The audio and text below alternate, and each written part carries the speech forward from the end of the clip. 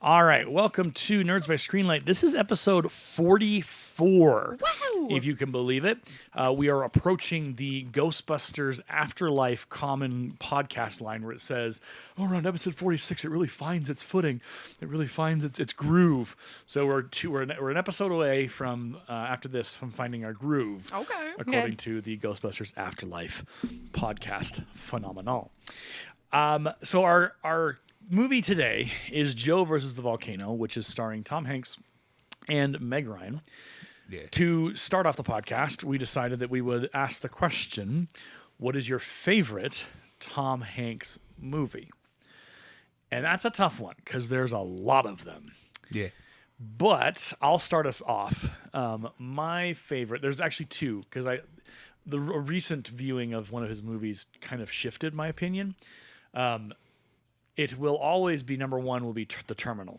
Oh, you stole mine. I know. I've actually never seen it. Victor Naborski. Kostosha. Yeah, his country dissolves in the air, becomes a non-entity, and so he lands, and his passport, everything means nothing. And So he's stuck in the airport. He's stuck in the stuck there. He's about stuck that. in the airport, and he's stuck in the international, whatever you want to call it, area. Yeah, so zone. he can't leave. He can't go through customs. Casting out their customs. And so it is Tom Hanks at his best being somebody else. And I love how Tom Hanks is able to just inhabit a character. Yeah. I won't say my second one because I have a feeling I might steal it from somebody. So I'll leave it at The Terminal. We'll see if it gets mentioned when we swing back around. Sure. If it hasn't, then I will mention it at that point. So we continue on with favorite Tom Hanks movie. Vicki, what's yours? Forrest Gump. Okay. Yeah. Yeah. Okay, because it's one of my favorite movies of all time. But Right. talk about inhabiting a character. Yeah. He's amazing. Yeah, he is, and it's one of the very, it's a movie that people know. It's Yeah. a part of culture, Yeah. the cultural zeitgeist. Everyone has watched, or at least is aware of Forrest Gump and Tom Hanks' And portrayal if not, in it. go run, don't walk, and watch yeah. it. Yeah, there's no pun there because run, Forrest, run. But And there's also like people for a long time. We don't hear it a lot anymore, but you'd always hear life is like a box of chocolates. You never know Yeah. what What you're you going to gonna get. get. And so it's always kind of there, just inside Right. the cultural phenomenon. All right, Phil, I've robbed you of one. Okay. Yeah, I got a few. Okay. So I'll do two. Okay. That I don't think Zoe will mention. But starting off with Saving Private Ryan. Yeah, Yeah, I was hoping that would get And mentioned. he's really good in that. Yes. And then of course the Toy Story movies. yeah, Oh, yeah. yeah. Well, and I think what we will when we eventually lose Tom Hanks, because he's still relatively young-ish compared to most. I think he's one of the few actors who has managed to have staying power from start to where he is now. Yeah. Yeah. The exception is his role in the movie Elvis with Austin Butler, and his We didn't watch his that. portrayal of Colonel whatever his name is. yeah, he was a Zo- bad. Yeah, Zoe and I did watch bad that. guy. was not great. The guy was bad anyway. The guy Yeah. was terrible, and they tried to kind of, I think, burnish up or shine up the Colonel, and it was just like people were like no. So there's been hit or put on- misses with him, but for the overall general from start to finish with his career, and it's not even finished yet. He's still going. Mm-hmm. He has an incredible amount of power in his ability to act. And it blows my mind that we still have Tom Hanks, and we're going to get to enjoy him for as long as he can continue to show up and do things. All right, Zoe. Oh no, Zoe's upset. I have so many. Okay. I looked up all those movies and I'm like, okay, I'm gonna go with the Da Vinci Code Oh, and A League of Their Own. I feel like he's Okay. really good in both of those. okay. There's no crying in baseball. Yes. Yeah. What I love about that is that movie is that it's just a fun movie, but it definitely pushes your buttons a little bit.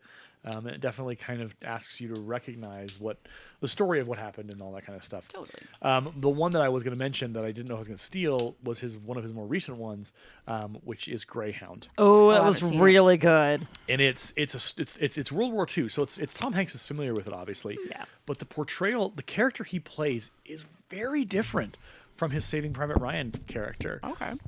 There's elements of his faith that are explicitly shown in that movie in Greyhound. Yes. And you watch as he's thinking through the situation, and he is able to show with his eyes and his face and his interaction with the other characters, what exactly is going on. That is a haunting movie. Yeah, it is That absolutely. movie stayed with me. It is absolutely a powerhouse. It ends happy, but it is also just it's brutal. And the other one that I haven't seen, but I've seen clips of, is A Man Called Otto.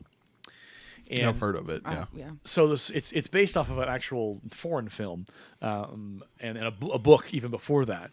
And the story is Otto has lost his wife and he is struggling, and a new family moves in. They are not obviously American folks. They're different folks from a different place.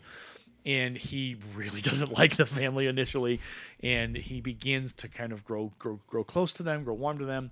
And there's an interesting layer of where he wants to die. He wants to end his life. Spoiler alert! And if you haven't watched it, you probably want to skip ahead a few because I'm gonna spoil the reality of the movie. Because that was my worry when I watched the previews. I was like, don't you dare promote this particular type of behavior in people. Like, he doesn't obviously.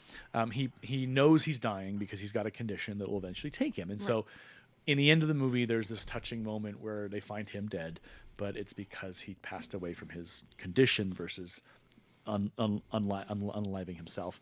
And it's just an incredibly little, like these pieces I've watched, I'm just like, man, Tom Hanks can mostly do no wrong. And it's just Mostly. There's exceptions to that rule, as there is in every career. But it reminds me of like Robin Williams. Like we could talk I can about. see that because he's also really funny. Well, yeah, and Robin Williams had a career over multiple generations. People watched his movies across many different generational lines. Tom Hanks has enjoyed that. He has the Toy Story kids. He has a lot of the early 90s and even the early 80s. Yeah, like big.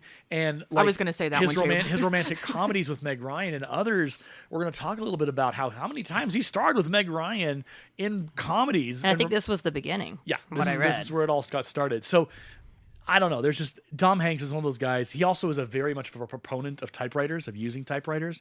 He has his own typewriting company, I think. Oh, wow. Okay, that's very you. Yeah, he's Maybe y'all would be friends. Maybe.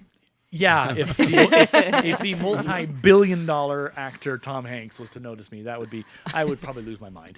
Be like, oh my gosh, Tom Hanks, you're so cool. So Tom, if you're listening, Hit me up. please feel free to reach out to adelayedteacher@gmail.com. Okay, don't use that voice. That's not going to help. That's not helping. Tom, hear me across the interwebs. Tom, this is his wife. Don't judge him by that voice. Oh, no, judge me. Feel free to judge. I'll take the judgment. I deserve the judgment. Talk to me.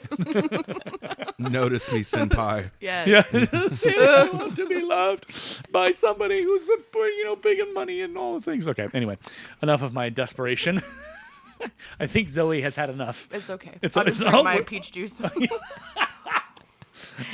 We haven't reached the I can't even point yet. No, not yet. We'll get there, I'm sure. Don't end up in our therapy sessions, please. It's tomorrow. Let's see Stay what positive. Let's see what we can do. And on that note, we'll be right back with Joe versus the Volcano, which buckle up. This one is, and I don't use this word lightly, it is wild. It Yeah. is very wild. It is Fever dream. It is absolutely the wildest thing you will ever experience, and it's just so much fun. So stick around. We'll be right back here on Nerds by Screenlight for Joe versus the Volcano. Get nerdy with me. Talk nerdy to me. Get nerdy with me. All I really need for you to do is just please I can stop. talk to me. Talk nerdy to me. There we go. Welcome back to Nerds by Screenlight. My name's Aaron. My name's Vicki. I'm Phil. And I'm Zoe. And we will see where this conversation takes us because this movie is one of the craziest adventures I've ever seen. Where was Steven Spielberg's headspace when? Well, he was real, though. he was a producer, though. You have to keep in mind, Okay. Steven Spielberg didn't direct this thing. He produced it. What's interesting, and Phil, you'll get a kick out of this. Did you see a name under Steven Spielberg in the credits in the intro? I did, but I didn't catch it. Kathleen Kennedy. Oh, God. Yeah. If you're listening and you're going, what's with Kathleen Kennedy? She is the certain fans or certain legions of fans view her as one of the architects of the downfall of Star Wars. Yeah. Because Kathleen Kennedy's productions have not been to what some people feel is the quality of Star Wars that should be exhibited on the big screen, small screens, and everywhere else. Right. So she has had a long history with Steven Spielberg. It was interesting to see her name. I was like, wait, what? Okay, all right. Well, I'm not going to be mad about that at this point. We didn't know what she was going to do, back in the day. Yeah. She's still around. So the movie opens. I love this opening. A story about a man named Joe. Yeah. So Once upon a time. Yeah, once upon a time, there was a man named Joe who worked at a factory, and it opens with a stylized version of 16 Tons. This song, I have loved the song actually, I'm sorry, I should say this. I got introduced to this song because of Joe vs. Volcano, but not because of the movie. Somehow through the magic of Napster or LimeWire back in the day. Oh, Napster. Yeah. Or The deep cut. whatever other else there was, I got a hold of that song. And so it's somewhere on a hard drive in the depths of my home. So Somewhere in this house. Allegedly. Apparently. So the RIAA, the Recording Industry of America Associates, or whoever they are, please don't come for me because I have no idea where that drive is. But it's the song. It talks about like being in debt and having to work and struggle and suffer. But the version in this movie is just it's got a little bit of a twang to it, and it's like Yes, More pretty bluesy. great.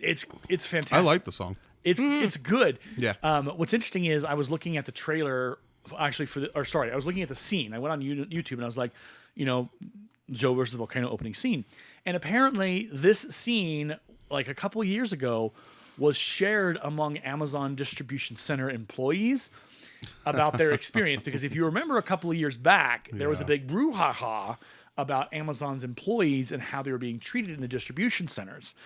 And I had not made the connection to this scene It was bad. until I was like, oh no. And there was multiple comments from 2 years ago going, hey, Amazon distribution center employees checking in. We're here for it. So apparently I think this clip had been shared among those employees in the midst of that kerfuffle. And so, yeah, that was, if you think about it, it's a pretty rough opening. I mean, Yeah, at his the very least, they shoes. look like a walking to prison. Yeah. Yeah. It's like walking zombies. Yeah. His Yeah. poor shoes. Yeah.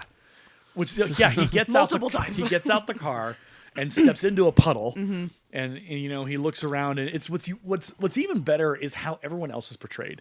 Yeah. No one else is happy here. Like this, he looks across, and there's this older lady with a cigarette in her mouth and a sandwich in her hand, and I'm just And a blanket around her, I think. I'm like, what is going on? It's just a sour expression like, Yeah, I hate everything. I don't like you. I don't like over here. I don't like you. Yeah, it's amazing.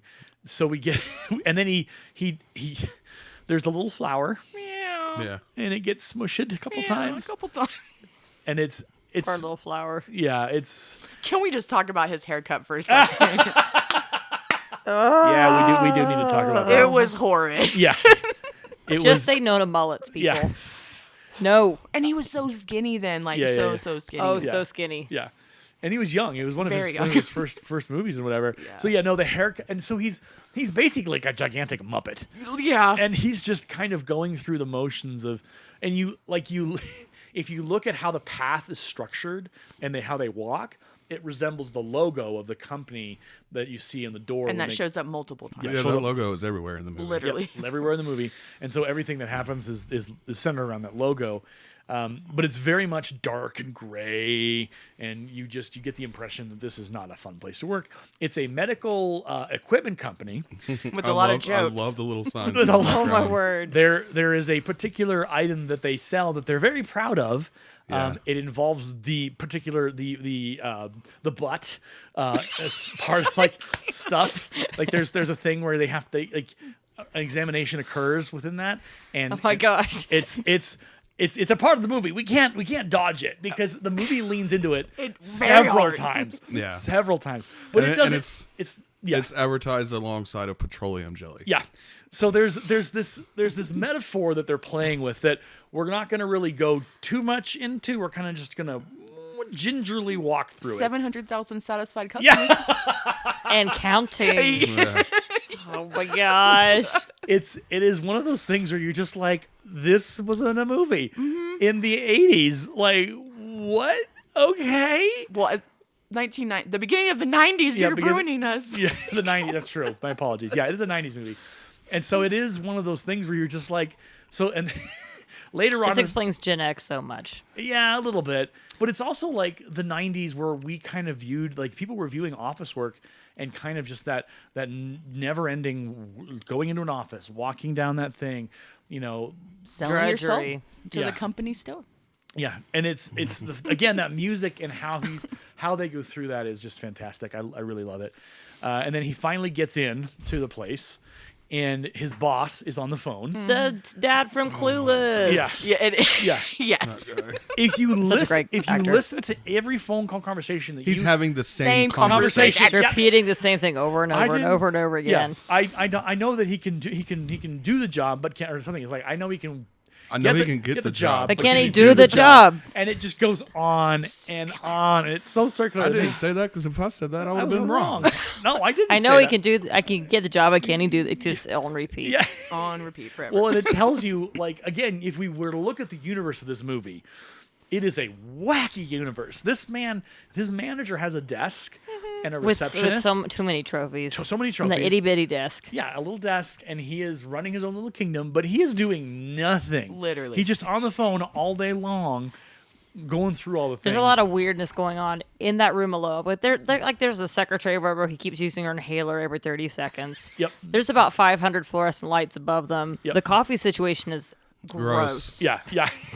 It's upsetting because I watched a scene or two before we actually sat down and watched it, and I knew that was coming, and I was just like, oh God.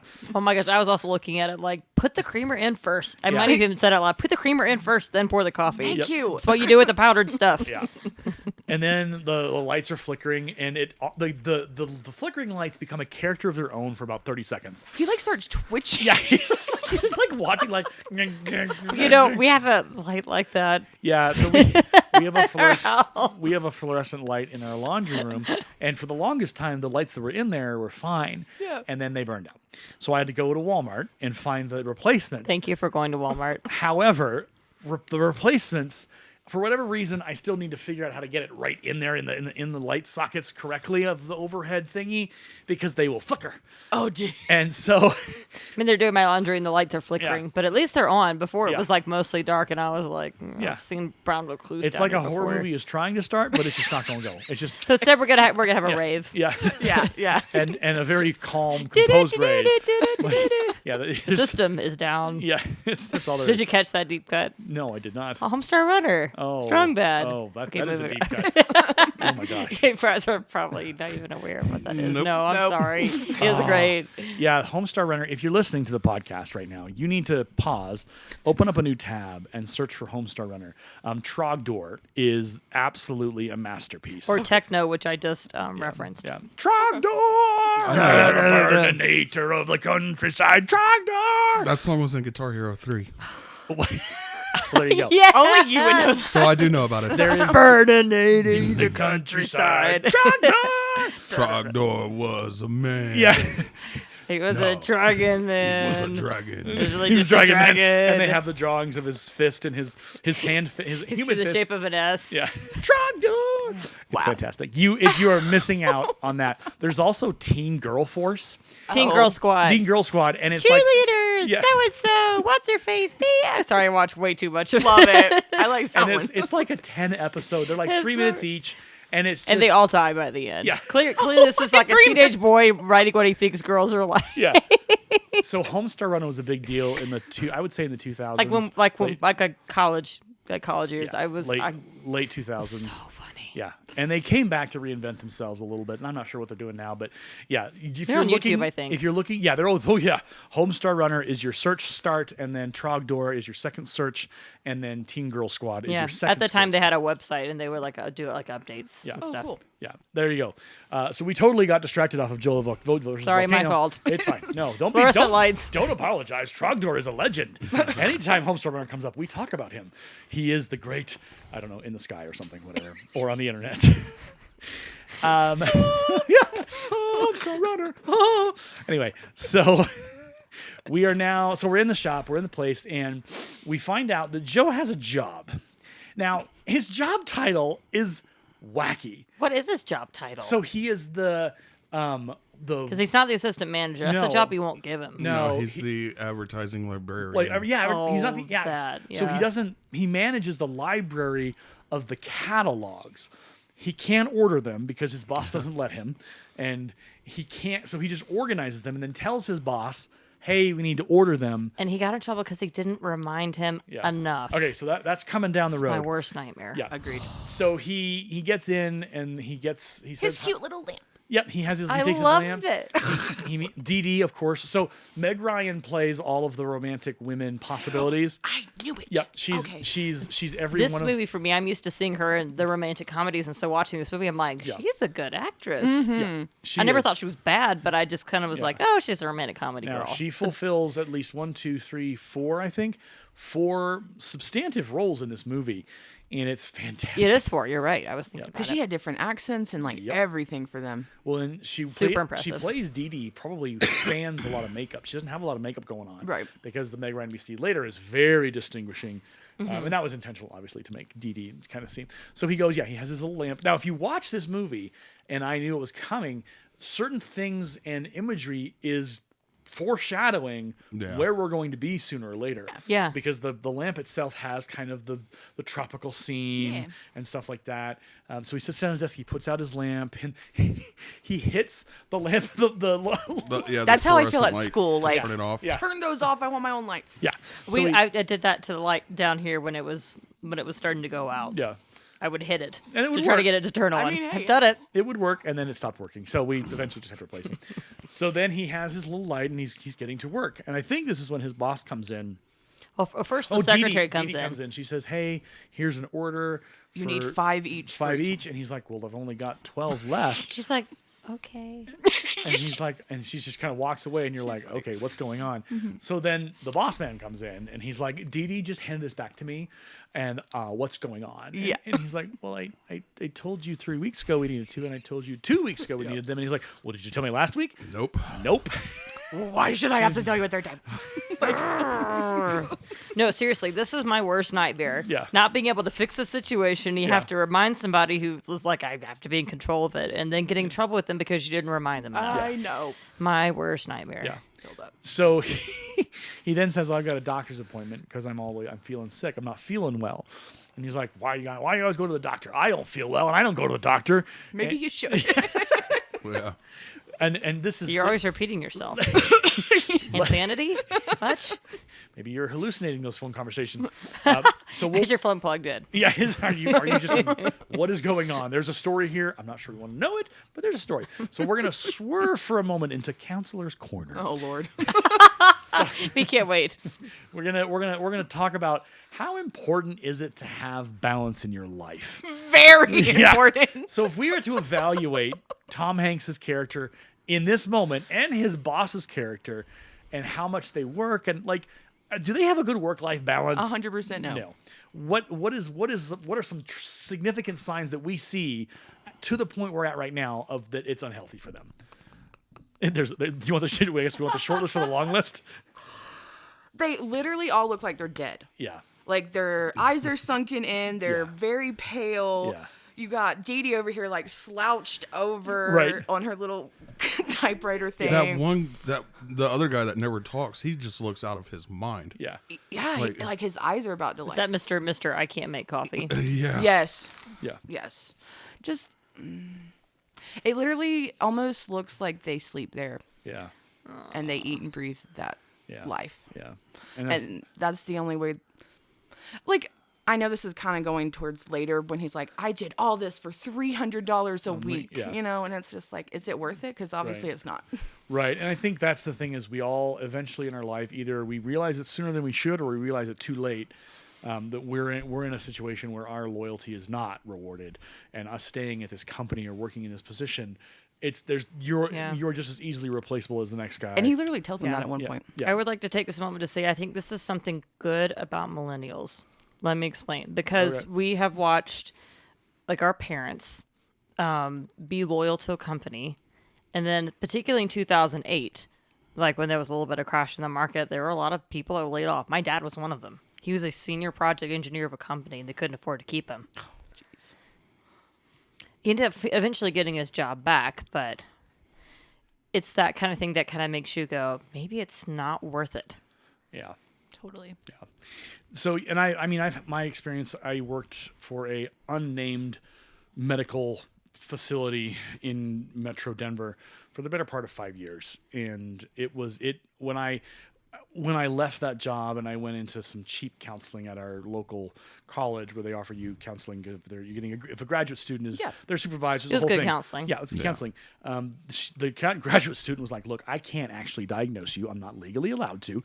But if me and my supervisor were talking, if we were to approach a diagnosis, we would probably say either mid to minor, minor to mid case of PTSD from working there. And I was just like, oh my gosh. I bet that was eye-opening. It was startling. Yeah. The recovery from that job, we were contract employees, so we were less than anybody in the building, and it was very clear how we were thought of by hospital staff and upper administration.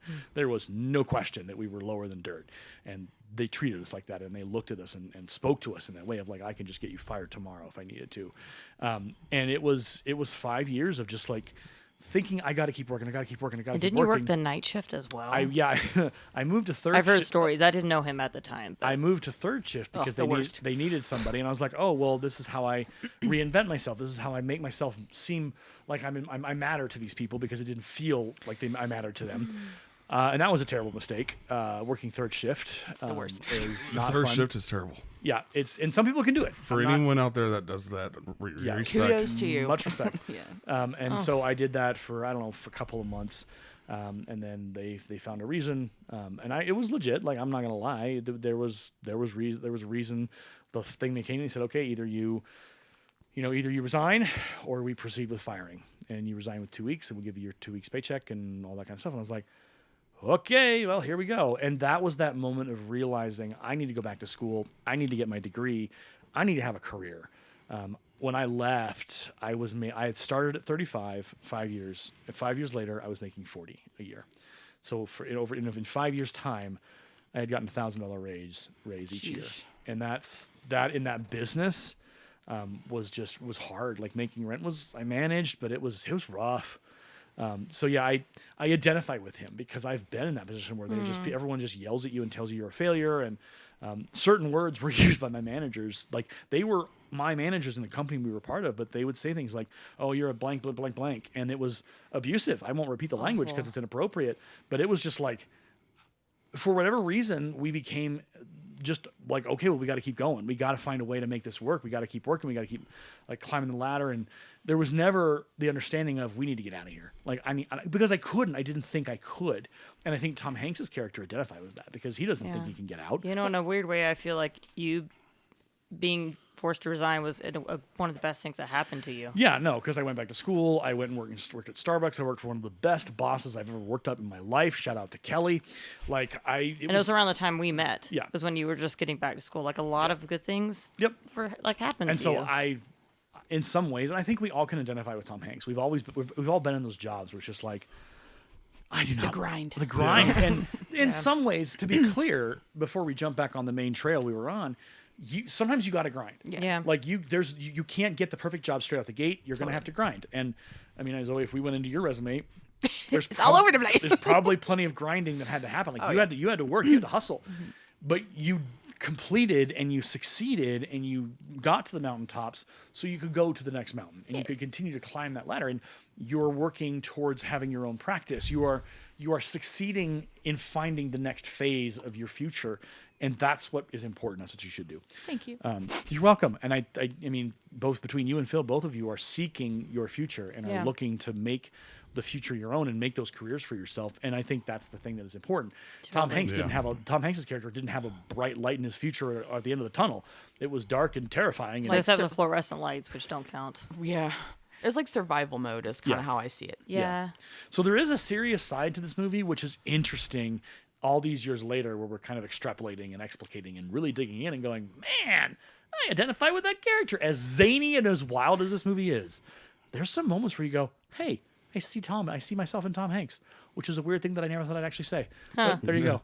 It's still Again, relatable you guys will be and friends. relevant. even today. Absolutely. Well, and what I like about this movie is it's timeless. There's Yeah. nothing in this movie that kind of tells you, okay, this is a dated technology, or they hew pretty closely to keeping this movie relevant. Okay, so he has to go to the doctor. What is his diagnosis at the doctor? Brain cloud.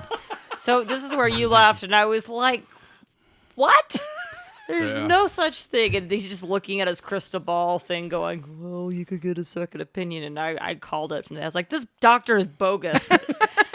And you were just managing not to react, but that was like, no. Yeah. And he's like, well, we wouldn't have found it if you hadn't asked for all those tests. Because So you're a many You're a hypochondriac. hypochondriac.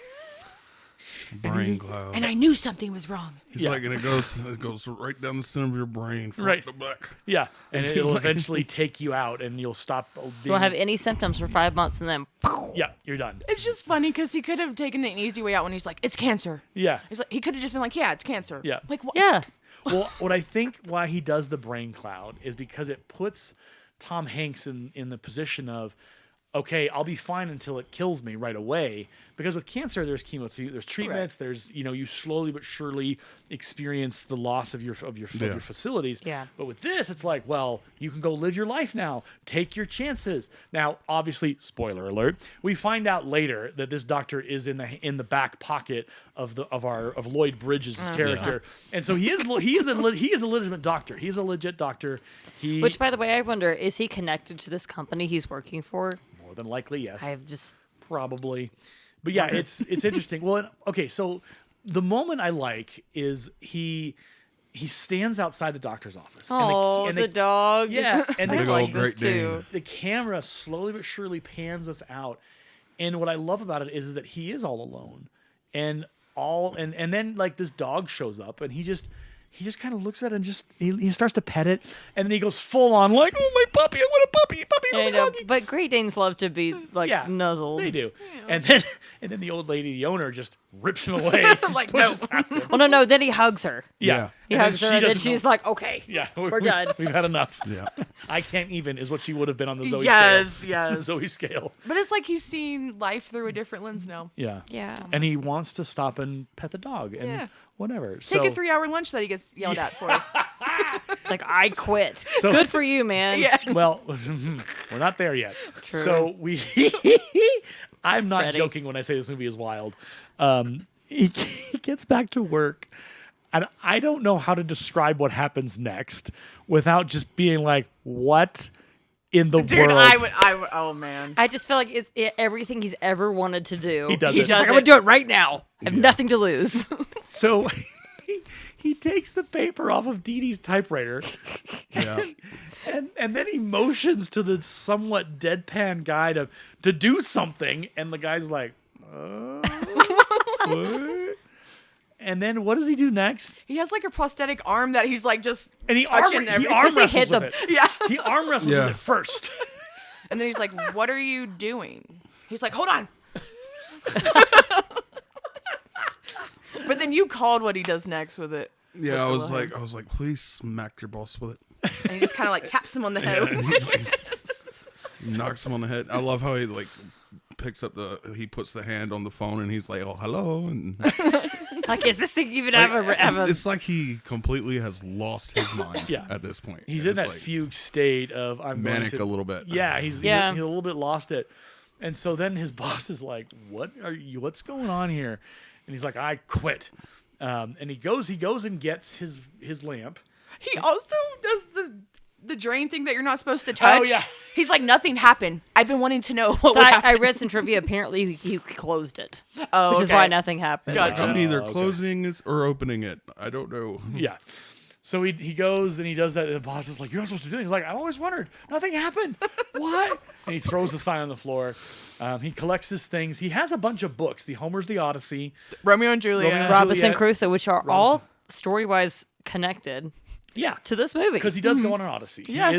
So I like that kind of almost meta kind of referencing the movie does. Yeah. Because of all three of those, and the Romeo and Juliet element is I find it interesting because I don't know if it's as the themes are as apparent in the movie. Yeah. But the Romeo and Juliet element, where because all the women that he interacts with, all the Meg Ryan whatever, they are kind of I don't want to call them star-crossed, but they're definitely not his traditional like girl who you think he would probably go with or whatever.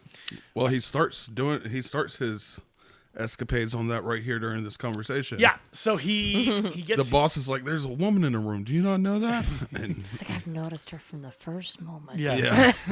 So he goes and he says, "Hey, Dee Dee, you want to do dinner tonight?" And she says, "Yes." He's like, "Okay." She's so cute. Yeah. Yeah, but she's about as deep as a puddle. Yeah. Yeah. We don't get a lot about Dee Dee, and I'm sure there's a story there that we really could dig into. But she is kind of surface level. But you have Very to, sweet though. yeah, you have to imagine that she's been working there for as long as he has, or more. And when you sit in an environment like that and you don't talk to anybody, you don't engage, you just type, and she doesn't do the typing properly. She's hunting and pecking, and Yeah. I'm just like, oh god, girl, what are you doing? I'm a proper typer. I like to have my hands in the right place. Like it's important. You Well, gotta there's do a that. whole like class and a thing about how you're supposed to type. There Yeah. is. Mavis Beacon teaches typing. She's been around for a bit. You can go see her, and she'll teach you how to type. So what happens next? So Goes he- on a date. go to- yeah, Go they to go on date. their date, and And- and he's like, they're having a conversation. Yeah. And she's like, "What happened to you?" And he's like, I don't know. Like, Oh no, isn't this where he's like, "Who am I? Who are you?" yeah. And then he pays off a mariachi band to come play some music. Oh, that was Yeah. nice. He's like, "It's going to drive us insane until our hearts explode." I think it's the Spanish version of On the Street Where You Live. yeah. Yeah. So it's Love it. it's a like I said, every avenue this movie turns down, you just go, oh, we're not gonna have a normal experience. We are gonna have an absurd, wild, wacky ride, and it doesn't. Aaron can attest to this. Most of this movie, when we were watching, would be going, "What? What? Yeah. What? What?" and it doesn't let up. No. And so after that, they go back to his Yep. apartment. Yeah, And so- she jumps him. Yeah, so she's drawn to him like a magnet, and so they start making out, and then he Basically tells her that he's gonna die. No, Right. I love the way he does. I love the way he delivers it, though. He's Yeah. like, he doesn't just say it. He delivers it. He's like, "I'm going to die," and that's how he says it. And she's like, "What?"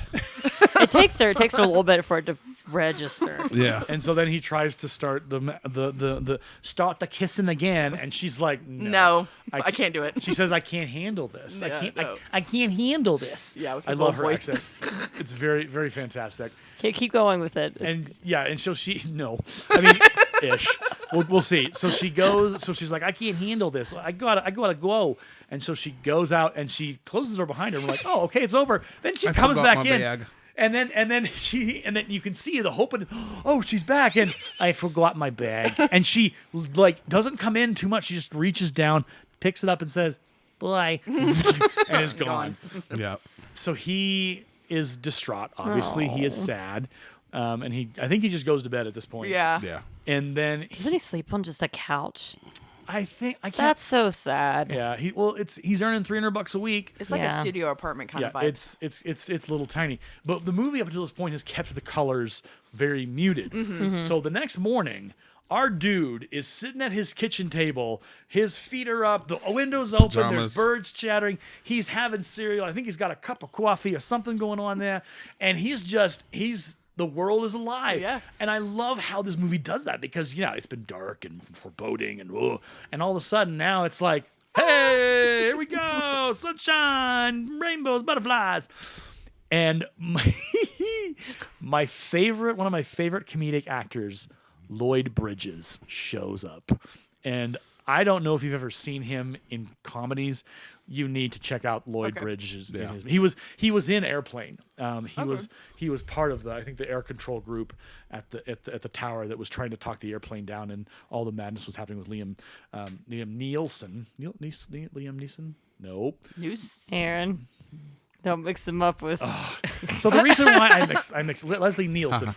So Phil You're welcome. dropped a pipe bomb in the chat. We're gonna take a slight dodge for a second. The reason why I'm struggling with identifying Leslie Nielsen versus Leslie whatever the heck his Liam name, Neeson. Liam Neeson, thank you, is that there has been a proposed possible rebuilding Reboot. of the Naked Gun series with Liam Neeson. I think he has a particular set of skills. I was waiting for that joke. I'm sorry. I'm not. No. These are not the droids you're looking for. Yeah. So here's the thing. So this runs the gamut of my emotions with the original Pink Panther movies, and the actor that portrayed him in the original movies was amazing. And then years later, many years later, after he had passed, Steve Martin decided to revamp or rebring us back the Pink Panther movies. I was angry beyond measure, and I am very rarely that angry to be like, okay, you're going to need like an Antarctic shelf to drop on my fire of passion because I am unstably unhappy about the development, and the movies They're were like terrible. those fires in Cheyenne or whatever right now. It's terrible. Yeah. God love you, Steve Martin. You're a fantastic actor. 98.5% of the time, you do good stuff. But the Pink Panther, and then they made a sequel. I never watched them. Pain, yes. Phil is right. Pain. That's our new word. It was infuriating. So Peter Sellers was the original actor who made the Pink Panther movies what they were. He was an incredible actor, incredibly talented at comedy. And Steve Martin is talented in comedy, but not in the way that Peter Sellers is. Fair. There's a difference between those two. And there's a difference between Leslie Nielsen and Liam Neeson. They're so different. As this story develops, I'm sure we'll talk about it. So we're now back with Tom Hanks' character in the kitchen scene, and Lloyd Bridges again. Dude, why? Okay, first let me point out that little walkway path Yeah. in the company logo. It's on the wall of his apartment. Really? Yeah. I missed that. It's- There's a lot of stuff like that throughout the movie. So our new friend walks in, and why he does this, I don't know. He just smacks and puts a hole in the wall yeah. with his cane. Now the wall that he hit, the pathway logo thing is on the opposite wall. Oh, okay. There we go. Yeah. Okay. So that's like the second or third time we see that. Yeah. So Lloyd Bridges shows up and says, "I talked to your doctor. I've heard what's happening. I've got a need." And it takes him a That minute. is so suspicious. Yeah. yeah, it's not so. What happened to patient-doctor confidentiality? Yeah, for man? real. Well, in the HIPAA. in the HIPAA ni- will get you. Yes. In the 90s, they played fast and loose, I guess. I don't know. Actually, they didn't. They did not. But so he shows up and he says, "Look, I have a need for this." And he starts laying down credit cards. And he's like, what's going on? He's like, well, Wapani Wu has a particular type of mineral that I can't find anywhere else in the world. And can't emulate like can't fake it. Oh, first he's like, "What do you know about superconductors?" He's Yeah. like, "Nothing." He's like, "Well, neither do I, but I own a company." like It's the wackiest person. Yeah. That's Lloyd Bridges. He is the cartoonish well, the whole man. time I'm like, who are you and why are you here? Yeah. Like, what So is then this about? we come to find out that it's a scheme to get the minerals that he needs for superconductors so that he can, do whatever. But So- then he leans into him being like a hero when he used to work at the fire department. Yeah. So there's a Yeah. backstory here that we wish we could know some more about, because he talks about, you went into that, got the two kids in the middle of a fire on the fire escape, And then in the you whole went building, back in. and you went back in for the third kid, and Tom Hanks is just like, well, it's what I did, like Yeah. I had to do that, but he kind of he briefly talks about how that's a traumatic experience. But they don't really get into it. They don't really dig into that at all in the rest of the movie. It is interesting that he was a fireman and he jumped into a fiery volcano, so that element is at play there. But it doesn't really come back. So we get and if you notice when he walks into the house at the beginning with the girl, there's a fireman's hat on the little hanger thinger, and then there's another hat there that's from something whatever. And so he's like, hey, you can jump into a volcano. He like lines up the credit cards and says, here it is, and you can spend however. There's a countdown. It has to be done every 100 years exactly. This is what it is, and the 100 years is about to expire. You can be my guy. Take the night. Take the day. Do what you got to do. My daughter will get you there. Whatever. Speaking of hats, though, I read this in the trivia. Apparently, after like each big change, Tom Hanks' character, I think, throws away a hat. Yeah. He does. Okay. So, like, when he quit the job, he throws his hat in the trash. Yep. Yeah. And then other hats are coming up. Yeah. Okay. That is good to know. I did not make that connection. That is interesting. So the next day he rents a limo. Yeah, and go I shopping. love the limo driver. Limo Yeah. driver's awesome. He's amazing. what about the thing he does is he's like he susses him out pretty quick. He's like, I'm not driving you anywhere. He's like, what do you mean? You don't know who you are. You want me to tell you who you are? Yeah. And It took me all my life to figure out who I am. Yeah, I'm not helping. I'm not doing this. Yeah. And he's like, and clothes are a very important thing. Yeah, clothes make the man. Yeah. So he gets out of the car. They're parked in Central Park, if you hadn't quite figured that out. And this may have been at the time where you could drive through Central Park. I Fair. don't know. But yeah, he talks to him and says, well, what's going on? What's your story? What do you need? He's like, I need this, and he's like, okay, well, let's go. And so he goes around and buys Our money. buys all the expensive clothes. I love his journey to the luggage store. That is the best one. Because the guy's like, well, what do you need? Or what are you doing? What is happening? And he's like, well, I'm going to go to an island in the middle of nowhere. And, he's like, I have just the thing. He goes to this, like, ultra secure, like, and was it? Looks like chapel doors. Yeah.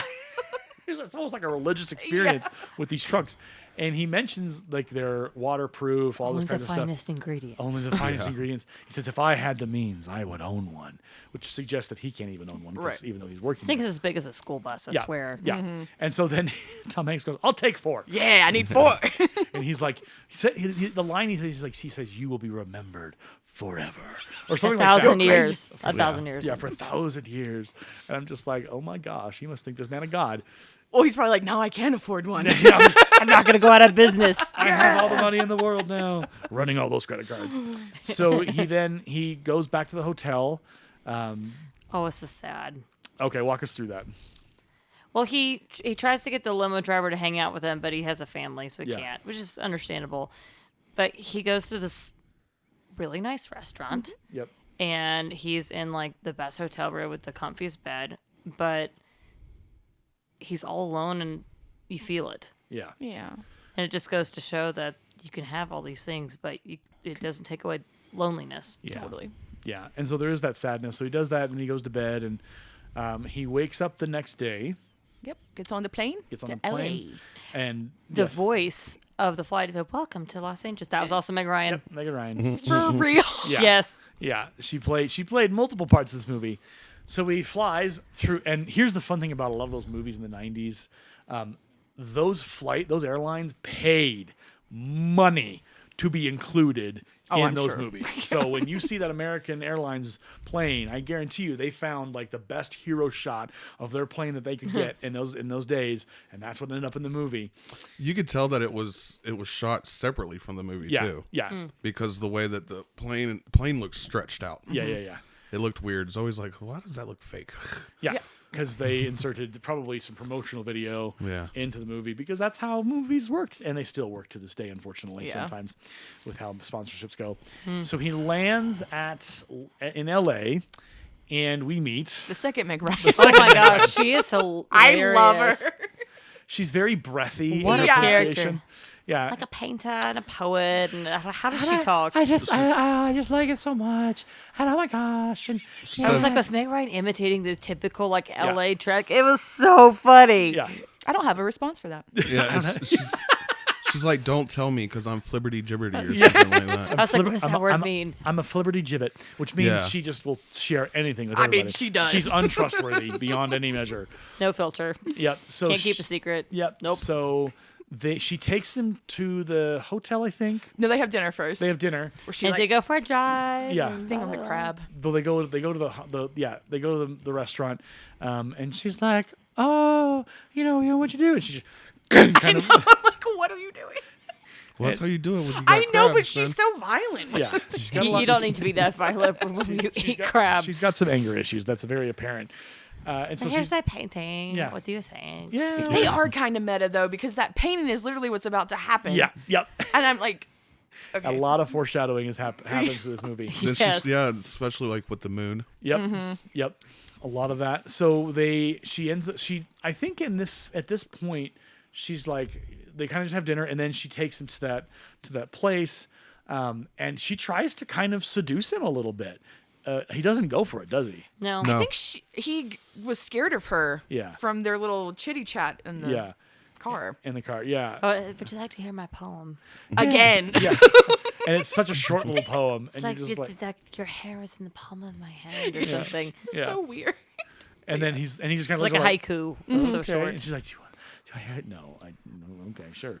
So then they get to the point on the above the city, and he genuinely kind of makes her feel like he pushes her buttons so that she has to feel something.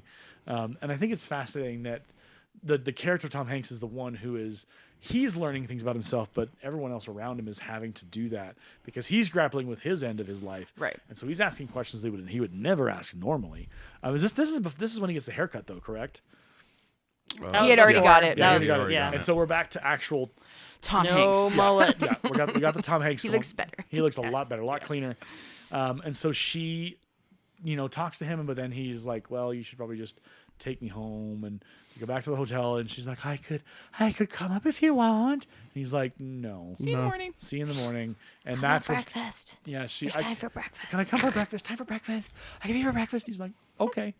That's fine. But you can see she's emotional. She's hurt. What's interesting, and I was just reading this on the information, is that when they're driving to the cliffs and they're there, her license plate says bad girl. And then when they arrive back at the hotel, good girl. It says good girl. Yeah. So, that's the impact of that conversation is that it changed her a little bit into something different and somebody for the future. So they have breakfast. And I don't remember the conversation here, to be honest. It's don't not really remember. like noteworthy. Yeah. They're just. She's bland. basically just like I gave someone else directions with your luggage, so we might want to go Yeah. because they might have misheard Right. me, kind of thing. She's like, "Where did you get?" So she takes off. They drive, and we meet our fourth. Is this our fourth? It's our fourth. Third. Is it? Well, Oh the yeah, flight because if attendant, you fly, yeah. yeah, fourth. So we meet the fourth, The Meg Ryan. the Meg Ryan, Yes. the absolute Meg Ryan that we're all used to seeing. And what I love is they let the two go at it. They let the two sisters back and forth, and we get some revelations of like they both ask, "Well, do you know where Dad is?" And they're like, "Well, we never know. He keeps us at arm's reach. He doesn't really let us know. He kind of keeps us in suspense. We, whatever." And they both kind of snap back at each other, but then eventually they say, "Well, I love you," or whatever, and they. Hey, Felix. Yeah, she keeps calling him Felix, and he's like, Yeah, "My his name's name is Joe." It's like I Joseph do what I or want. Joe? Yeah, I think she's trying to assert her dominance and to try and like be like, "I'm the boss. You can't mess with me." Right. And he's just like, "Look, whatever else is great, but my name is Joe." Please.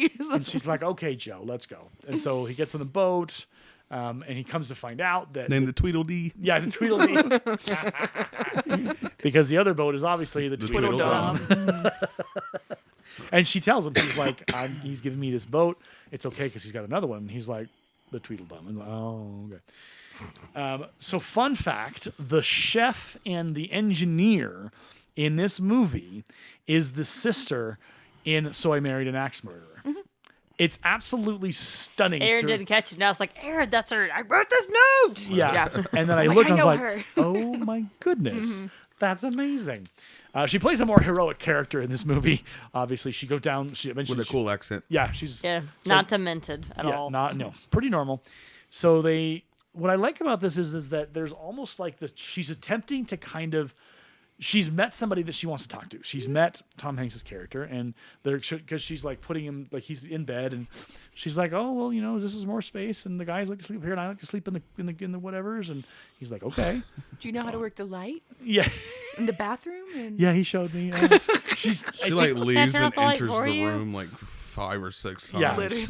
She's so. I think because she recognizes that he's kind of he's different than probably the other guys she's been around or been out with, and so she keeps trying to just get more. She wants him to ask her probably to join him in bed or something, and and he's not giving it to her. He's just like, "No, I'm gonna sleep, thanks." you couldn't even say my name. Yeah, I couldn't even say my name. Well, Like, she apologizes. She's like, I "I'm know, sorry I'm for just being saying. rude on Yeah. the dock." But he's probably like conflicted on how to feel about her right now. Yeah. Well, because she starts to reveal a lot in this conversation. Yeah, and that's I would love Counselor's Corner when somebody reveals all the things very early in the relationship. What does that indicate? I would say that's a red flag. Yes, I agree. This movie has a lot of red Sorry. flags. It has a Because whole that's where host my of brain red was going. flags. I was like, this is not a good sign. This is not a good sign. Yeah, probably a little narcissistic. Yeah. And Or she- desperate. Yeah, that too. Yeah. So those two combined, I think, is correct. And she is who she is because of those. Like those things are coming out because that's her life, how she's been treated by her father and her sister, and everything else in her life has just been one big mess. So then, And then she asked him like if he likes fishing. Which that scene is amazing coming up. That shark. That okay, shark. yeah, we'll get there. So we then they have breakfast and they go fishing. Right? So he doesn't catch a dang thing. She's just right after one after the other, getting it all, and he's just sitting there. And then he finally gets something. And what I love about You want this, to talk about overacting? Literally. it's Tom Hanks at his best. But what's interesting is they all try to take over, and he refuses. He's like, "Oh, this is mine. Let me do this." And then what comes out of the water is the most puppeteered puppet hammerhead shark That ever puppeted. that ever puppeted. Imagine watching that in 4K. It was horrid. Oh, we were Hammerhead laughing. shark's eyes don't move like that, do they? They stay Not to off mention the his side. mouth. That was ridiculous. We were just laughing at that. I'm like, you have these beautiful visuals of like the ocean Yeah, and yeah, the yeah. boat, and then Yeah. this fake freaking shark. I feel like they was fake on purpose. Yeah. Probably. Well, That'd so have been. Which is probably has to be a Steven Spielberg joke after Jaws. That's where I was going. So my theory is I'm sure I could look through IMDb and find it, but there is, because Jaws had that big gaping mouth, and it was scary and a surprise. Yeah, it's scary. And so there's probably a little bit of an in joke from the show, from the movie's writers and actors. It's like, you think that was a puppet? Nope, this is a Yeah, puppet. this is very clear. And they throw it back in the water, obviously, but everyone freaks out. He's like, "Ah!" And that's the end of that. That was adorable. It was fantastic. But again, this movie, at every step of the way, you don't think it could get any more wilder. And then it says, "Hold my whatever, here we go. Let's do this. Oh, my whatever. Hold my particular choice of Hold my beverage." lemonade. Yeah, hold my lemonade. Hold my whatever. So then there's a prediction of a storm. And the Typhoon. and the typhoon is coming. Well, and right before that, they're kind of like getting closer. Yeah. Yeah. Like connecting more. Yeah. So then the world turns green, Yep. which is the traditional sign of either a typhoon or a hurricane that's coming. Or just evil in a movie. Yeah. Every time something is that shade of green, nothing good is I going think on. Zoe had stepped out to go to the bathroom or something during this. Yeah, scene. I don't. Yeah. But yeah, like while you were out, like it was just green light. Yeah. Like Tommy knockers. Oh, wow. Like, Okay. It was like neon green. Like was very it's- odd. And what I'm referring to when I talk about that shade, like any Disney cartoon movie, you see the villains. It's almost always that shade of green. yeah. Yeah. I don't know why. But yeah, he's like, so what's a typhoon? She's like, well, You're about to find out. Yeah. And the wind picks A up. tornado in the water. Yeah. And it becomes whatever it is. So yeah, they batten down the hatches and they try and like stop things from happening and whatever. And then the sail is loose. We need help. And so she goes up, he goes up, and they're able to take care of something. Mm-hmm. And then They have a kiss. they have there's I forgot about that. Which Yeah. I was objecting at. I was like, this is not the time. Go below deck. It was in the rain. It was the perfect time. Yeah. It was beautiful. It wasn't quite the Spider-Man upside down in the rain. Right. No. But it was close enough. So then she's like, and then boom, she gets knocked into the water, and he doesn't know what to do. He first. waits, and I'm like, just jump after her. This is where we hit the Zoe I can't even moment. No, stop waiting. Just go. Jump in and find her, and it takes him a minute to find her. Yeah. Like oh my. How he keeps going down with his little feet, and then he barely moves, and he comes back up, and then he goes Yeah, back he down. didn't with go his little very feet. deep because he went down and then right back up. Yeah. I'm like, dude. Yeah, it was hilarious. So then he finds her. Obviously, she's knocked out. And then he watches as the ship gets struck by lightning. Which is also the logo. Like the lightning made the logo. Oh, there we go. my Things dude. things And we it missed. splits completely in half and immediately sinks to the Sinks, bottom. Yep. Mm-hmm. It's not like Titanic. No, that's what I was thinking. Yeah. It's gone. And so then he's wondering what to do. And what should pop out of the water? The Ford luggage.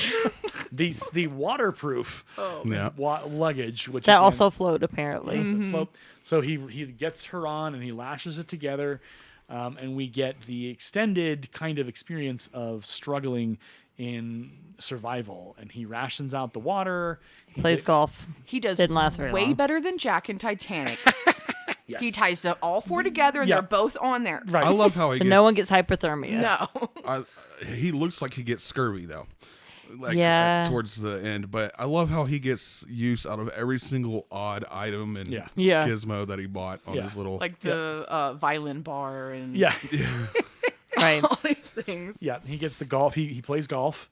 and then loses it. I then felt so bad for him. Yeah. Here I am freaking out. They're like, she hasn't woken up in like days. Yeah. Yeah. It's been Is like she 2 or 3 alive? days. Right. Yeah. There's Well, a lot. She's out. He's been giving her water, so Yep. He's been slowly trying to hydrate her. And so then he finally passes out. starts like hallucinating a little Yeah. bit. He hallucinates the moon as it rises. And the constellations. Oh, yeah. That Yeah. was weird. That freaked me out. Yeah, that was wild. But again, he's having those visions, those fugue dreams, and so then he falls over and lays down, and then she wakes him up and says, "Why are you got it?" He's like, "I was saving that for you." That's for you. And then the Wapani Woo, they run into the Wapani Woo. With their By the way, orange soda these- can. These people, Polynesian, Celtic, what were the other two? Hebrew. and Latin, Yeah. What I love is the story and of how obsessed with orange soda. the story of how it came to be is a ship that was on its way to somewhere in the old ancient times and got lost. blew off, of course, 2,000 miles. Love it. And landed on this island and became this whole thing. And they love orange soda for some reason. Hey, Obsessed. Kel loves orange soda. Yeah. They like orange soda like the the white polar bear loves Kill. Coke or something. Because that would have come a little bit later. Yeah, I was like, man, they really do love their orange soda. Yeah.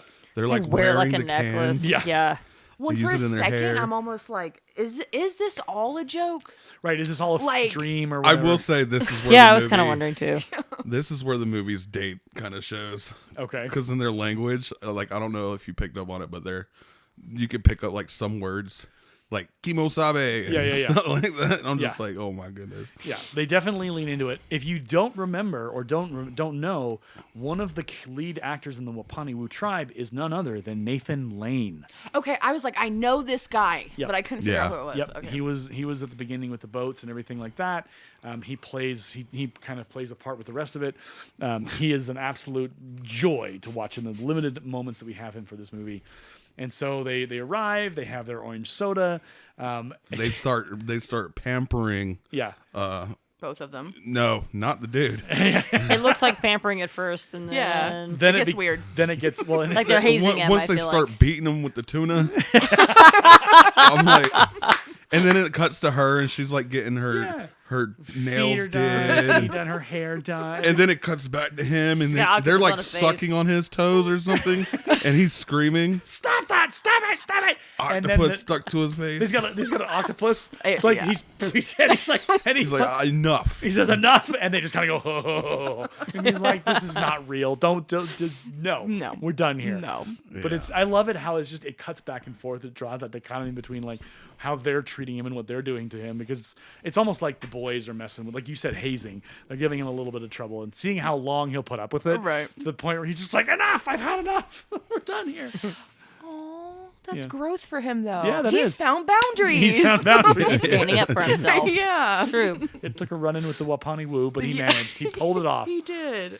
So then we kind of have the conversation of, you are here to jump into the woo. But you can tell he doesn't even want him to do it. Yeah. He's like, my people won't even do this. Why Right. are you doing Right. He's changing into a tux, by the way, Yeah. His Armani Yep. suit? He's got his Armani suit, so he shows up. and she's in a nice white White gown. dress. Yeah. Mm-hmm. And she starts to question him doing this. Really starts to question, like, are you sure? Are you sure? Like, Well, and she knows her dad, Yeah. she knows that he's up to something. yeah. Well, because at what point do they figure out? Is it on the... It's at the very end. Okay, it's at the very end. Okay. Yeah. So she basically is like, no, you shouldn't do this. And there's a whole ceremony. The doll that climbs out of the pretend volcano, or the guy or whatever, terrifying. Yeah. Yeah. Like legitimately, whoever put together the costumes for all the Wapani Woo, but especially the spirit of the volcano, And the voice. sweet mother of mercy, that was a scary one. I would have Like, been out of there. no, I'd be like, I'm gonna go swim with the fishes. Bye, Felicia. I'd rather be in there with the shark thing. Right, yeah. Let the hammerhead take my legs and eat me up for dinner. I don't care. I don't want to deal with this thing, whatever that is. So he says, okay, well, I got to go. It's time to go. And she said, does she say she loves him now? No, when they get at the top. Yeah. Because she's like running up after she's running after him. I love the chieftain because he's just so no nonsense. Yeah. He's like, okay, we'll go now. And so we get up there. And he's like, is there like a ritual or he's a like, ceremony? no, you just jump Nope, in. you just jump in. You just jump in. And so she's like, I love you. I never loved anybody. And he's like, I love you too, but I got to do this. yeah, I love you too. He's like, I love you too. I really appreciate you. He says, but just terrible timing. Yeah, terrible timing. Terrible timing. Terrible timing. Yeah. And so he goes to jump, and she's like, no. She's like, I want to marry you. He's like, what? And he's like, no, just we'll do it. I was like, okay. Hey, We just chief. met. It's I love 30 seconds. Well, I go. I love how like when they're telling like that they love each other, he's like, I love you too, and that's great, but Bad timing. Terrible timing. Bad timing. that's great. That's great. So the chief is walking back down. He's like, Chief, can you marry us? He's like, what? We want to get married. Okay. Oh, I love this. I love this. Do you want to be married to him? Yes. Yes. Do you want to be married to her? Yes. You're married. You're married. I'm like, yes. There and we then go. he turns and says, I'm leaving. Bye. I gotta go. I leave now. So he takes off, and so now it's just the two of them at the edge of the rocks over the volcano, the terrifying looking volcano. And there's this back and forth. I don't know. The effects of that volcano are kind of funny. Yeah. There's a weird light at the bottom, too. Yeah. Yeah, it's a little odd. So she's basically like, don't jump. He's like, I have to. It's part of the deal. And she's like, okay, well, then I'll jump too. He's like, no, I can't ask. She's like, no, I'm not doing it for you. I'm doing it for me, or whatever she says. And so then they debate for a good 30 seconds more. And you're like, all right, we're going to jump. What are we going to do here? And so they eventually jump, Holding hands. Which I had totally forgot they actually jumped in. Yeah. So they jump in, and then a steam vent, boosh, Shoots throws him them out. out throws to the them, water. and it's like almost like an Acme cartoon, like, Yep. boosh. Yeah. And the chief goes, oh no, or something like that. And he goes, what? And then that's the end of the Wapani Woo. The volcano collapses, The island sinks. and we don't see them ever again. So And you acted surprised. I was I- like, you've seen this before. I had forgotten about that ending. Okay. I thought at least that they would come out on their boats and maybe be a part of the rescue or Right. something.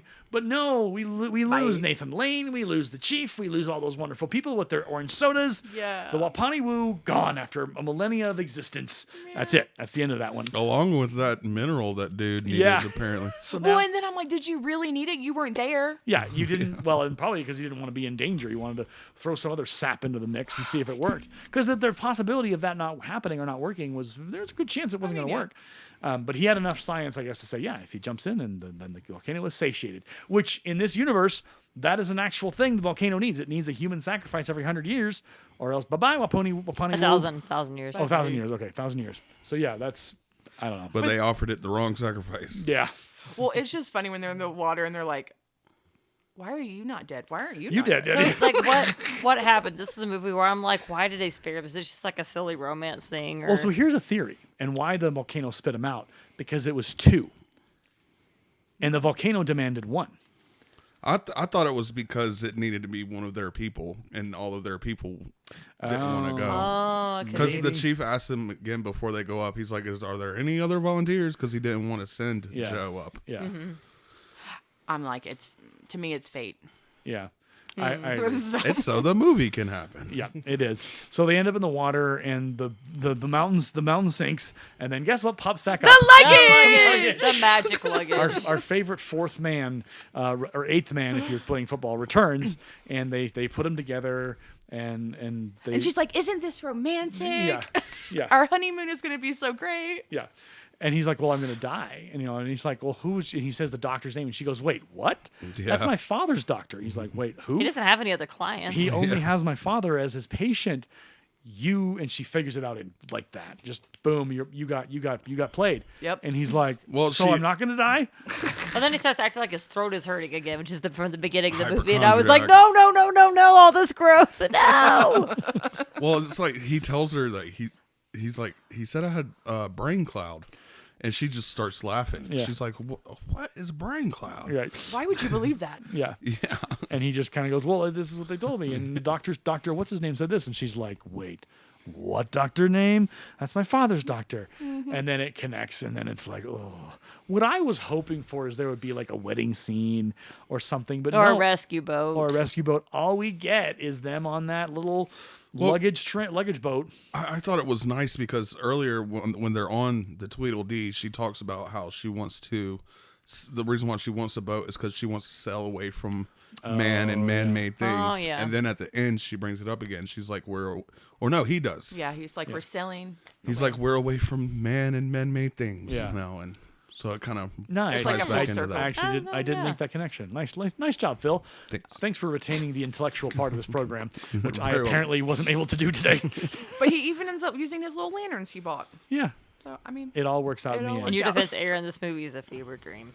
It is. It's like you think about trying to make this movie in today's world, not even because the subject matter, but just Yeah. how zany and out of control this film is.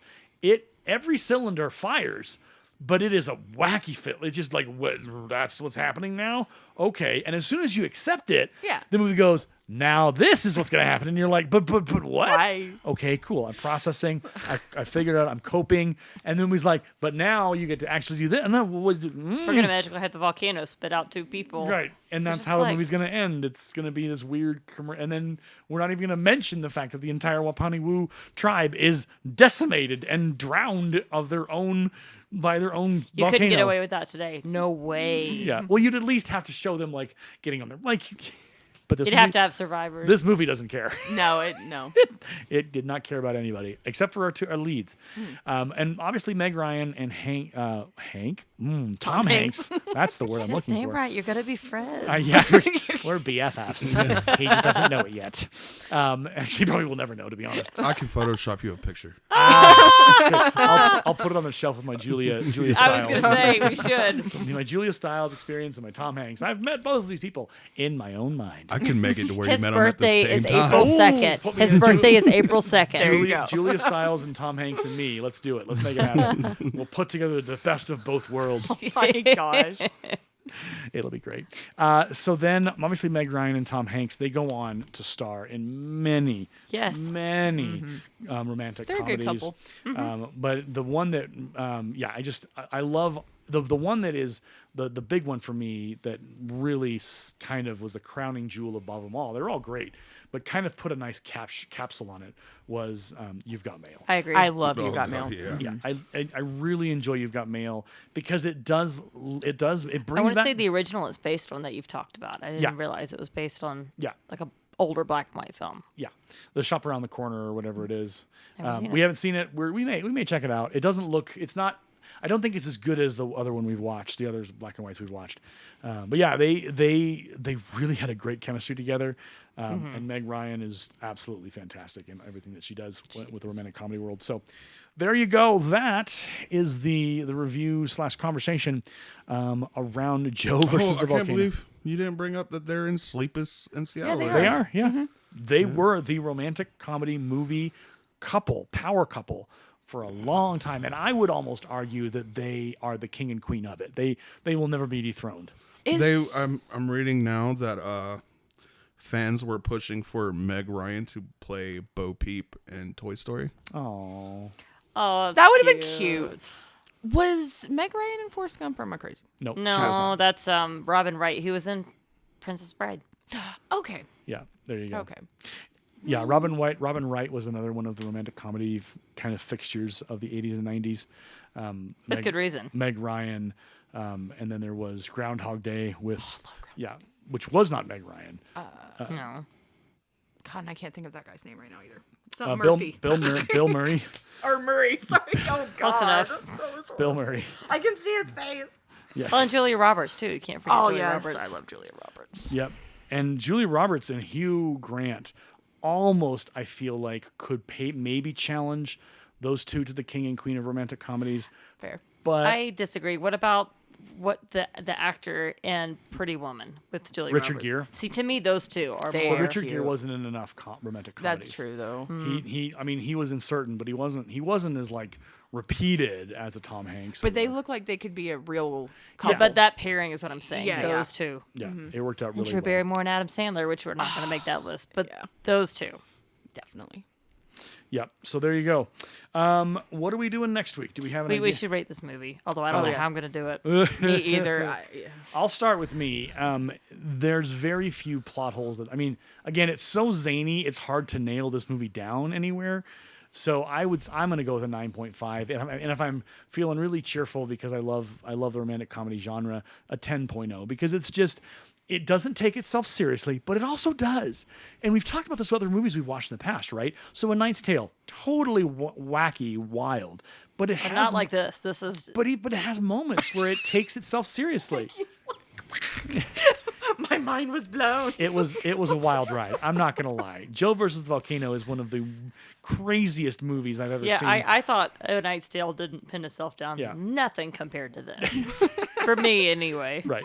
And I think that's the beauty of a good romantic comedy or a good comedy or even action movie with comedy mixed in, is that it doesn't take itself seriously. It does have a moment where you're allowed to laugh, or several moments where you're allowed to laugh, but it doesn't take itself too seriously. And I think Joe versus the Volcano is one of the few that does. It is is all over the place, but it is delightfully all over the place. You're not offended. You're not mad. You're just like, okay, that was one of my better movie experiences where I laughed a lot and wondered what the heck was going on. So we'll go the other direction. We'll go with Zoe. Thank you, because I need time. I need a moment. What is it on SNL? I'm verklempt. Talk amongst yourselves. I think that's Mike Myers and Dana Carvey in the Coffee Talk sketch, early 90s SNL. I'm verklempt. Talk amongst yourselves. So talk amongst yourself, Vicki. All right, Zoe, what do you got? God. Hey, Okay, so rewatching this, because I watched this as a kid, Really? Okay. which is like, I have a totally different view of it then than I do now, because I'm Okay. like, wait, well, I don't remember any of this Yeah. happening. I'll give it an 8.5. Okay. I really enjoyed it, and it is funny, and it was nice to like learn these little trivia things that I Yeah. didn't really know. But I'm sorry, that shark, that did it in for me on the 4K TV because it looked even worse. And I love you, Tom Hanks and Meg Ryan, but maybe y'all should have been like, no shark. jumping the shark. So, The shark jumped into this movie versus this movie jumping the shark. Yeah. Okay, that's fair. All right, Phil. I'm at 8.5 as well. Okay. I thought that it had like a slow start, Yeah. but once he leaves to go on his adventure, Yeah. that's I when it think picks that's Agreed, up. slow shark. Yeah, I think it's very important that he pulls out the Odyssey book, because Homer kind of doesn't have, he's not really into the adventure until it occurs, and then he jumps in. Yeah. And then there is that journey through the Odyssey, through the experience. And I'm sure if we analyze this movie against the Odyssey, like shot by shot, we can probably find some very interesting similarities to what happens to Tom Hanks and how that experience goes for him. But yeah, there are some weaknesses, but I just love it too much. It's your criticisms are valid, both of you, and I think an 8.5 is a fair Yeah. approximation. I mean, I both still of you. liked it. That. Yeah. Yeah. I don't like doing the 0.5 rating, so I give it a solid 8. And for me, it's not the shark; it's the volcano thing. I'm sorry, spitting. I was like, this movie has jumped the shark. To me, that was the moment. So team timeout. Your issue with this movie is the central plot device Literally. that drives Why did the it spit entire- them out? It makes no sense. They're supposed No. to be together, Vicky. They gotta. I love happy endings, but The absurdity is too much at that it's moment. too much for me. Okay. I'm sorry. Everything after that, where I'm like, no. Well, because What is this ending? No. Yeah. to Vicky's point, we don't really see very many. Like, it starts off as a fairy tale, once Yeah. upon a time. Yeah. Yeah. But we don't really get any more elements of that Yeah. until the volcano. Right. Like, that's when the theatrical movie magic Yeah. happens Yeah, the that's most. true. But the 8's still a good score, and I'm glad they ended up together. It's just everything from spitting out of the volcano to the end. I'm like, Okay. Well, and I feel Yeah. like we all like began to accept just like them, like, okay, we're gonna jump in, Yeah. and then it's like, what happened? Right. although I am really glad with them revealing about the doctor. That was very poetic justice for me. Yeah. I was cheering. I was like, I knew it. I knew it was fake. Yeah. Yeah. No brain cloud. Yeah. There's no such thing as a brain cloud. So there you go. There it is. Joe versus the volcano. Where are we headed to next? Well, Vicki had a good point. If we are able to do it, Dune if 2, Zoe and Dune I Part can 2. get, if we can do it, we'll do Dune Part 2. But we still have a Sunday before spring break. Right. So you guys should see Dune Part 1 so you're not just completely lost for Yeah. Part 2. And if for some reason that we can't make it to see Dune Part 2, I was going to suggest maybe we do something animated. Okay. Because Not our Pinocchio. last animated was Pinocchio. We're going back to Pinocchio. No, never Pauly again. Shore is going to be on the podcast next week. No, because if we do that, he's not going to do well on his assignments. We know what happens to Phil. Yeah. Poor Phil. Phil's anger level becomes untenable, and he cannot. He cannot. Will not. Yeah, and this semester it's math. Yeah. So should I tell the world what I got on my math quiz? No. Sure. 53. Oh, Phil. I'm still passing the class. Oh, okay. I got a 75 and it's slowly going down, but we'll fix it. Slowly It's a war of attrition, basically. It's just, all right, how many more tests do I got? What's I don't know anyone doing well in that class. really? Actually, he was doing the best in his class Okay. until this. Okay. Yeah. I feel You your- need to send that email. I feel your struggle. that one we talked about. Yeah, Yep. I feel Hardly your would- struggle with math. That's all I'll say. College level math was always hard for me when I That went back to sucks. school. So I feel your pain. Well, whatever we end up talking about next week, we hope you'll join us as we continue the march of the nerddom. I will say the continuing fallout from Suicide Squad, Kill the Justice League continues to be just absolutely hilarious and terrible. There's conversations among a lot of the streaming services about cutting employees. Paramount, I think, fired or laid off 900. Wow. And so there's a lot of discontent 900? in That's the a 900. lot. Yeah, in the media world, there's a lot of, and we've talked about this before. What they've done is they've basically created a whole new cable experience for customers where you have to sign up for 15 different streaming services to get what you want. Totally. And people aren't doing it. They're like, no, I just do the one number one or number two. And then these companies are wondering why their subscriber bases are falling or why they're having to up prices. I'm sorry. Yeah. I had a brain cloud moment. Okay. I just realized what you said, that next week is not our spring break, it's the week after. Yes. So we can do an animated movie next week, Yes. And then and then the Dune. week after, We can do Dune 2. Dune Part 2. Yeah. And that gives you Okay. time to see Part 1 as well. Thank goodness All for right. Phil's brain cloud. He helped us see. Thank you. Well, I just like zoned out for a minute. And I was like, oh, You wait a didn't see minute. you back away from the mic, guys. Like, hey, don't hurt me. You've cleared your brain cloud. You're all clear, Phil. What Welcome. animated movie Welcome should we to the see? new world. I highly recommend Grave of the Fireflies. Okay. Never But seen if it. you don't want to do a heavy movie, we can think of something else. Let's. It's got perfect score Rotten Tomatoes. Yeah. Audience score is a 99. Yeah. And I've said before, that's just because it'll make you sad a little bit. Yeah. Well, we're not opposed to a sad movie. Let's give it a whirl. Let's give it its due and see what we can come up Might be hard to find. with. Okay. Well. It's a Studio Ghibli movie. Okay. Ghibli, however Okay. you want to say it. But I think it's on Vudu. Okay. Is what I've read. Okay. But I'm not signed in. I think you have to sign in to actually watch the stuff on there, right? Because I can Okay. browse. Yeah. I have a Voodoo account from like forever ago, but I can figure Okay, it out. we'll look it up We'll work on it. this afternoon and we'll Okay. figure it out. So coming next week, it's either going to be that or something else. So Yeah. continue to listen to us. Continue to hang out with us. We appreciate your listenership. We appreciate you hanging out with us. If you have questions, concerns, maybe some complaints, if you really want to try it, adelayedteacher@gmail.com. We will take them, read them, and then decide what to do with them. If there's whatever. And if you have suggestions or if you're like, man, this is the cartoon movie or the animated movie you need to see, feel free to hit us with some suggestions. We'll definitely add it to the list and go from there. So my name is Aaron. My name's Vicki. I'm Phil. And I'm Zoe. And this has been Nerds by Screenlight. We'll see you on the next one. Have a good rest of your week. Bye-bye. Bye. The raspberry flapovers will be out in a moment. The kitchen is closed.